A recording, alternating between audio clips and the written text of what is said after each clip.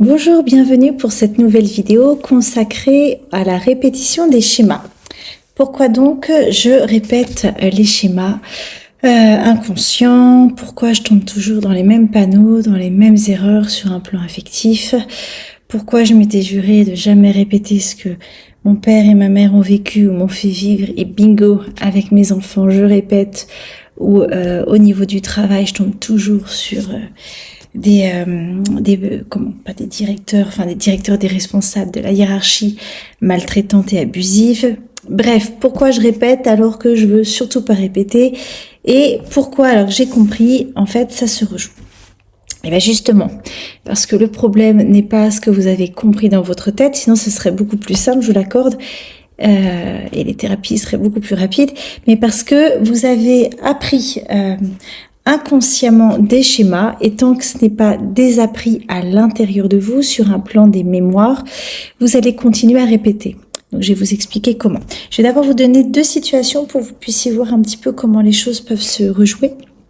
Je vais vous parler de Nathalie. Alors Nathalie, elle est venue me rencontrer parce que elle a des difficultés à se positionner au niveau de ses relations affectives, parce qu'elle attire des situations qu'elle juge elle-même de toxiques, c'est-à-dire qu'elle va régulièrement vers des hommes qui la rejettent, qui la ghostent, je crois qu'on dit ça comme ça, quand les personnes du jour au lendemain ne répondent plus et ne prennent pas soin d'elle. En l'occurrence, il y a beaucoup de violence.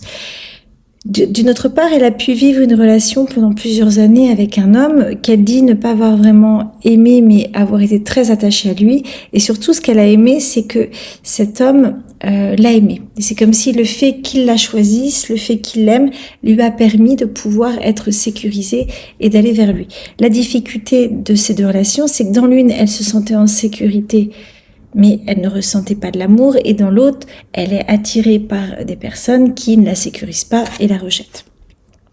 Vous voyez bien que dans ce double mouvement, elle sait, elle veut vivre une relation stable, et pourtant, elle va vers des relations instables. Pourquoi? Lorsqu'elle l'a compris intellectuellement, donc, elle répète. Et bien justement, parce que cela va venir chercher votre schéma d'attachement. Le schéma d'attachement, Nathalie, mais aussi votre schéma d'attachement. C'est-à-dire qu'à partir du moment où on répète dans nos relations des schémas inconscients, c'est qu'il y a quelque chose de notre rapport à nos parents qui se révèle. C'est que selon comment on a été aimé, nous allons rejouer avec nos proches, nos enfants, nos amis, mais aussi au niveau, ce que je vous disais, de la hiérarchie, quelque chose de nos propres blessures. Nathalie, elle a eu un schéma d'attachement désorganisé, c'est-à-dire qu'à la fois, elle a été rejetée et abandonnée, c'est-à-dire qu'elle savait pas sur quel pied danser. Sa mère pouvait être très rejetante, puis tout d'un coup lui faire des énormes câlins. Son père n'était jamais là, puis tout d'un coup il revenait, puis il partait. Bref, des situations d'insécurité où finalement elle n'a pas senti qu'elle comptait, qu'elle avait beaucoup de valeur. Donc malgré elle, elle va chercher à rejouer ces situations où soit elle ne va pas pleinement être amoureuse et donc ressentir un vide d'amour à l'intérieur d'elle, donc il va lui manquer quelque chose, d'où sa séparation, soit elle va attirer des hommes qui vont systématiquement lui renvoyer que qui elle est n'est pas suffisante. En tout cas, c'est comme ça qu'elle va le vivre. En réalité, les hommes qu'elle rencontre ont les mêmes problématiques qu'elle, parce que nous rejouons toujours des situations en choisissant inconsciemment des personnes qui ont les mêmes blessures que nous. Et c'est là où le nœud blesse. Autre situation, celui de Nathan. Nathan, il a été beaucoup humilié par son père, donc c'est de la maltraitance, et il s'était promis de ne jamais refaire auprès de ses enfants. Il a eu un fils. Le truc, c'est que quand on a un fils et qu'on est un homme ou une fille, quand on a une fille et qu'on est une femme, là, on est en direct avec notre petit enfant intérieur. Ce qui fait que là, Nathan a malgré lui revu le petit Nathan à travers son fils qui s'appelle Erwan. Et même si intellectuellement, il ne voulait surtout pas l'humilier, et ben finalement, Nathan s'est identifié à son propre père en humiliant Erwan. Donc quand Erwan faisait tomber quelque chose ou qui n'arrivait pas ou qui faisait preuve de maladresse, Nathan sentait qu'il avait quelque chose de profond qui fait que il avait ce besoin de lui faire du mal, de le piquer, tout en culpabilisant après et en allant s'excuser. Ce qui est important, hein, toujours important de s'excuser, même quand on tombe sur les pots de banane. C'est vraiment important que l'enfant comprenne que ce n'est pas lui le problème, mais que c'est vous qui répétez malgré vous quelque chose de plus profond. Donc vous voyez bien que dans cette situation-là, Nathan, il rejoue la maltraitance parce qu'il n'a pas appris une figure de père sécurisant, une figure de père protecteur. Bien au contraire, son père l'a maltraité et l'a insécurisé. Donc tant qu'à l'intérieur de vous, ce schéma-là n'est pas réparé, vous allez voir que vous allez rejouer auprès de vos proches. Notre cerveau cognitif, celui qui comprend, c'est pas celui qu'on va aller chercher en thérapie parce que même si c'est important de comprendre, vous l'aurez compris, pour le coup, c'est pas ce qui va vous aider à vous positionner. Ce qui va vous aider à vous positionner, c'est vraiment d'aller chercher l'empreinte émotionnelle qui s'est inscrite à l'intérieur de vous. Qui s'est inscrite et qui fait que malgré vous, des situations extérieures vont venir réveiller dans votre corps des signaux d'alerte, situation de stress, quelque chose d'une peur, d'une insécurité que vous connaissez bien. Et c'est parce que vous allez aller chercher dans le corps cette empreinte que vous allez pouvoir vous en libérer. Comment ?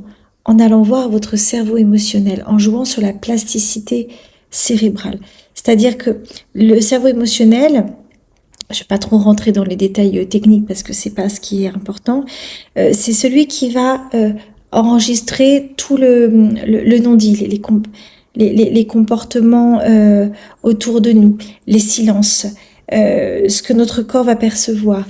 C'est lui qui va être attaché à tout ce qui est de l'ordre du sensible et donc de l'émotionnel. Donc pour pouvoir aller le chercher, ce qui va être important, ça va être de pouvoir vraiment rester dans vos émotions et dans vos ressentis, d'être vraiment dans le ressenti de votre corps et dans ce que vous éprouvez au niveau émotionnel. Et c'est là où vous allez pouvoir toucher la blessure que vous avez vécue enfant en allant voir votre part blessée, c'est-à-dire votre enfant intérieur, c'est pas métaphorique, c'est que quand on va vraiment dans son corps et qu'on essaie de se connecter à notre enfant intérieur, on ressent pleinement dans le corps, on revit directement dans le corps ce qui nous a fait vivre. Si à 5 ans, j'ai vécu une situation où j'ai été frappée fort, je dis n'importe quoi. Du coup, le fait d'aller voir mon enfant intérieur de 5 ans, et que si je me remets dans la situation, si je rentre bien à l'intérieur de moi, je vais pouvoir revivre dans mon corps cette sensation. Évidemment, selon notre niveau de maltraitance et selon ce que l'on a vécu enfant, il va être plus ou moins difficile d'aller voir notre enfant intérieur. Donc l'idée c'est pas de faire vite, l'idée c'est de vraiment prendre votre temps pour sécuriser. Plus vous allez sécuriser, plus finalement c'est là où vous allez vite. Mais c'est pas d'aller vite pour vous sortir de la situation, c'est pas ça qui va être aidante. Donc là, en utilisant votre cerveau émotionnel, c'est là où vous allez pouvoir laisser une nouvelle empreinte, parce que c'est vous aujourd'hui qui allez devenir ce parent pour votre enfant intérieur. C'est vous qui allez aujourd'hui devenir ce parent sécurisant, protecteur et aimant et posant un amour inconditionnel, vraiment un regard inconditionnel, une présence. C'est plus papa et maman, vous êtes des grands. Si vous me regardez, c'est que vous êtes adulte. Donc l'idée, c'est vraiment de pouvoir réparer à l'intérieur de vous et de ne plus attendre que ça vienne de l'extérieur, que ça vienne de vos parents en vrai. Parce qu'encore une fois, vous êtes grands, ce qui est appris, même si c'est toujours bien que les parents à l'âge adulte viennent réparer, mais c'est pas ce qui va venir profondément réparer votre enfant intérieur. Il y a que vous qui puissiez faire le job. Personne d'autre. Sinon, vous allez toujours dépendre de l'extérieur, et ça, c'est pas juste pour l'extérieur, et surtout, c'est pas juste pour vous. D'accord ? Donc, comment faire pour activer, mettre une nouvelle empreinte dans son cerveau émotionnel ? Ça va être, entre autres, par la visualisation. Parce que notre cerveau, quand on se voit en vrai ou quand on visualise, il fait pas la différence. Le cerveau cognitif, il sait que vous n'avez pas 5 ans. Là, votre cerveau émotionnel, si vous vous visualisez vous à 5 ans, il va pas faire la différence. D'accord ? C'est ce qu'on utilise pour la plasticité émotionnelle. Les sportifs, c'est ce qu'ils utilisent pour apprendre un geste. Par exemple, ils vont d'abord le visualiser pour que le cerveau enregistre l'information, ce qui fait que dans la vraie vie, ils vont réussir à le faire avec plus d'aptitude. Donc pour aller voir votre enfant intérieur, je vais vous proposer de faire une petite méditation ou de prendre plusieurs profondes respirations et de vous remettre dans un contexte où vous allez appeler ressentir sans chercher avec le mental à guider. Ok, là dans cette situation, si je reviens sur Nathalie, quand cet homme m'a fait ça la dernière fois, hein, qui m'a, je sais pas, par exemple, il m'a pas répondu à mon SMS, il m'a ghosté. Ok, qu'est-ce que j'ai ressenti? Et je vais essayer de me mettre dans cette douleur-là, dans cette empreinte-là, et de laisser venir une image de votre enfant intérieur, sans chercher à comprendre, sans chercher est-ce que c'est vrai, pas vrai. Sinon, ça c'est votre cerveau cognitif qui cherche à comprendre. Savoir si c'est vrai ou pas vrai, c'est pas ça qui est important. Ce qui est important, c'est que vous puissiez chercher l'empreinte émotionnelle. D'accord? Pareil, si vous cherchez si vous sentez, que vous cherchez des responsables à l'extérieur, si vous sentez que vous culpabilisez beaucoup, si vous sentez que vous l'allez vite, là encore, vous ne parlez plus de la situation extérieure, vous parlez de votre rapport à vous-même. On s'aime, on se voit, on prend soin de nous comme nos parents nous ont aimés, comme nos parents nous ont regardés, comme nos parents ont pris soin de nous. D'accord? Donc ça, c'est vraiment important de sentir que notre rapport à nous-mêmes parle de notre manière dont nous avons été aimés.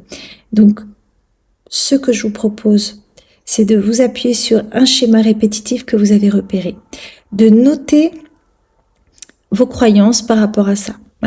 Voilà, j'attire à moi que des hommes qui me maltraitent ou qui me rejettent parce que je ne suis pas digne de valeur, parce que personne ne peut m'aimer, parce que parce que je suis pas intéressante, bref, tout ce qui vous vient. Hein, je suis un mauvais père, je le maltraite, je suis un bon à rien, bon, j'en sais rien. Vous voyez tout ce qui vous vient par rapport à ça. Et je vais vous demander vraiment, comme un petit rituel, mais pour vous, hein, au niveau symbolique, vraiment de vous libérer, de déchirer. En fait, ça ne m'appartient plus, je me libère. Évidemment que c'est pas ça qui va faire que ça solutionne tout, mais déjà c'est une première manière de poser une intention. Ensuite, par rapport aux croyances que vous avez posées, je vais vous demander de visualiser la part de vous qui avait le sentiment de ne pas être assez le sentiment de ne pas être assez intéressant. La part de vous qui a le sentiment de ne pas être méritant. La part de vous qui a le sentiment d'être toute nulle. Et de laisser venir une image, de laisser venir votre enfant intérieur. Et d'essayer vraiment d'être dans le ressenti. Où est-ce que je le sens? Où est-ce que je le vois? Quelle couleur, quel vêtement il porte. Vous voyez, tout ça, c'est vraiment pour laisser une empreinte émotionnelle et d'aller vers lui et d'être vraiment dans cette intention d'aller vers lui avec la sincérité du cœur. Même si vous n'arrivez pas à l'aimer, même si vous n'arrivez pas encore à être dans l'empathie, même si vous savez pas encore bien comment faire, ça s'apprend au fur et à mesure. D'accord? C'est que c'est vous-même qui, à force d'y aller d'avoir cette intention d'amour, vous allez vous-même sentir que vous allez apprendre à l'aimer tel qu'il est, votre petit enfant intérieur.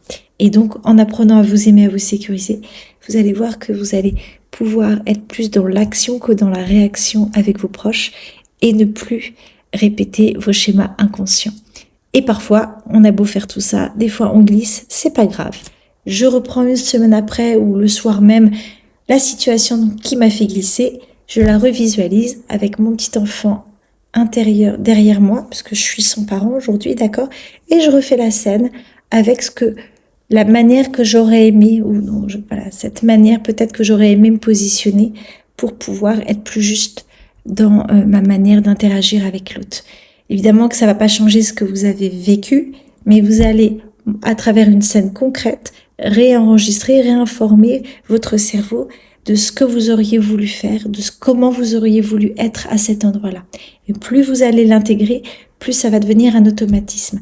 Comme ce sportif qui apprend à faire un geste, plus il l'apprend au niveau émotionnel, plus ça devient quelque chose d'habituel et moins il a besoin d'utiliser son cerveau cognitif pour faire les choses. Ok, ça va devenir une habitude.